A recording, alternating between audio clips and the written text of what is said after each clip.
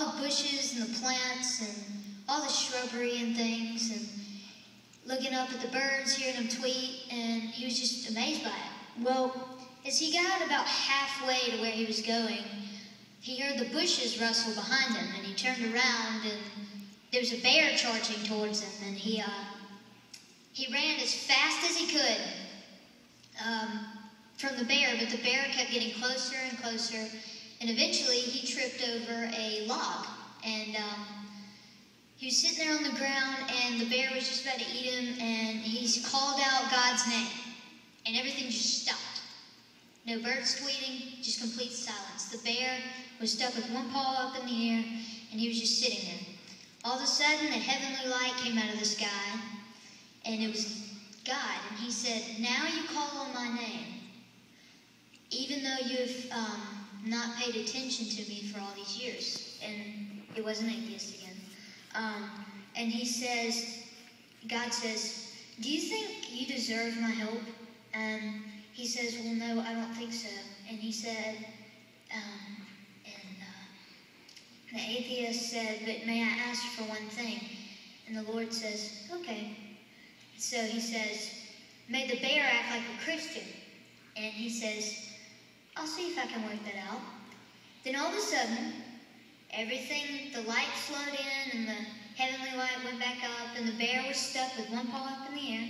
Slowly, he brought it down right here, and he got down on his knees, and he said, "Dear Lord, please bless this food I'm about to eat."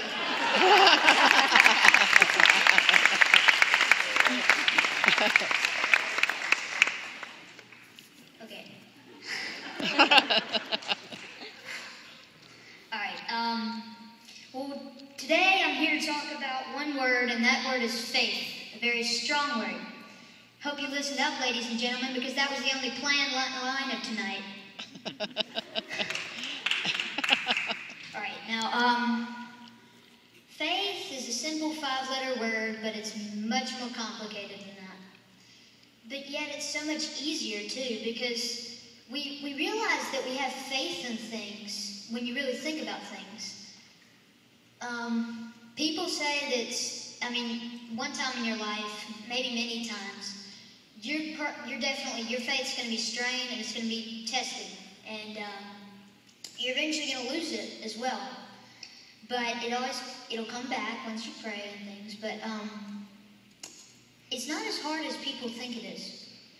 Because think about a storm.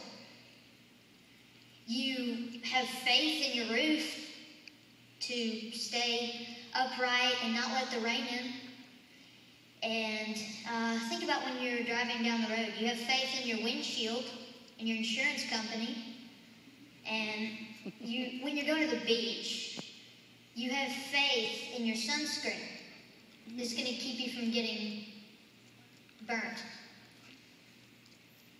You also have faith when you're floating in water, too. On your back, you're sitting there, and you have to trust the water. You have to have faith in the water in order for it to keep you up.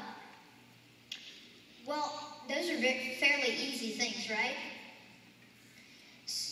But, it's, for some reason, people think it's not that easy in God.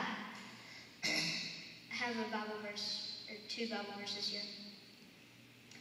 The first one is Matthew 17:20.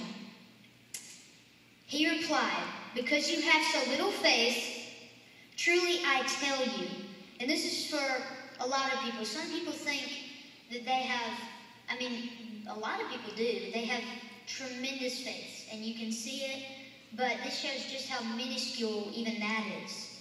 It says, "Truly I tell you, if you have faith as small as a mustard seed, you could say to this mountain, 'Move from here to there,' and it would move. Nothing would be impossible for you." So when you think about that, that's pretty cool, right? You could tell Mount Everest to get up and move, or a hill to walk or something. That would be awesome just right there. And just if you had faith in a mustard seed, just as big as a mustard seed, which is really tiny, I mean, that right there in itself just shows how minuscule even our faith is. But, I have another one here. Hold on.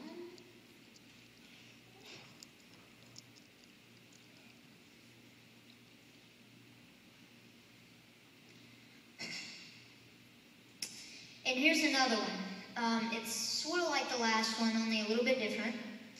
Truly I tell you, if anyone says to this mountain, go throw yourself into the sea, and does not doubt in their heart, but believes that what they say will happen, it will be done for them.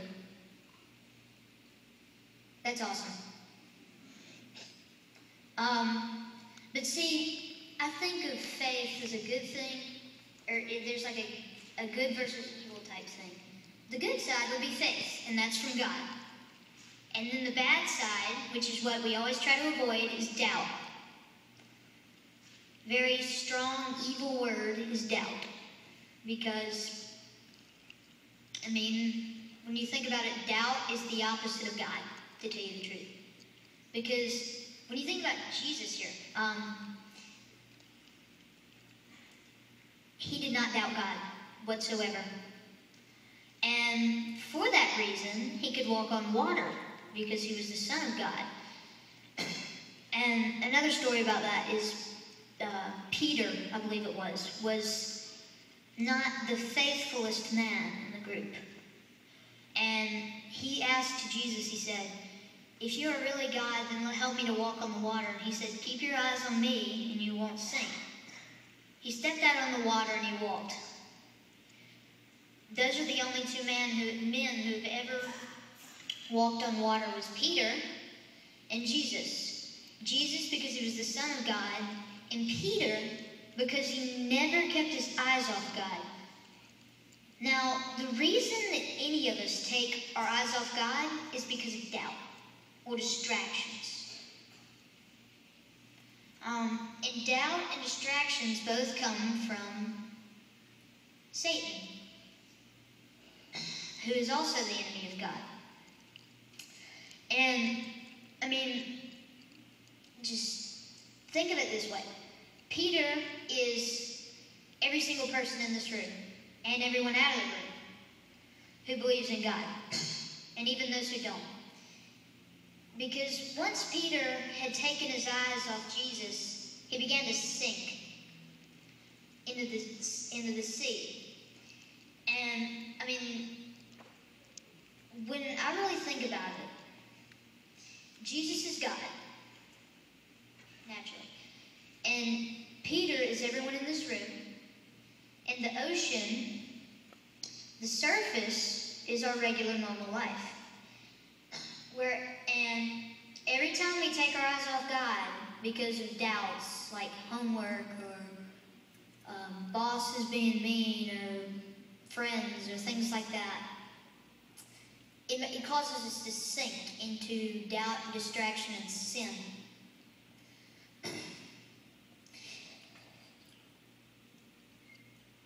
When I think of God, one word I think of is faith. And because of that, the reason for that is you have to have faith to believe in God, which people who don't believe in God, I'm not saying they don't have faith, but they don't have faith enough, I guess. Because if you don't have, I mean, I've heard many people say this because I'm friends with certain people who don't believe in God. Some of them Islam and some of them atheists. And I thought a really cool thing was this Islam kid, he came up to me and he said, or I asked him his belief. And he said that they think of it as a bridge. So picture a bridge here, and you got a person here. Imagine if this was us. I mean, this would stink. It would be terrible, awful. And every sin that you make, a board from that bridge would just drop. And you wouldn't be able to make it across if you had too many boards missing in one place. So you're walking along this bridge throughout your life, and this bridge represents life for you. And every time you sinned, the boards would go out.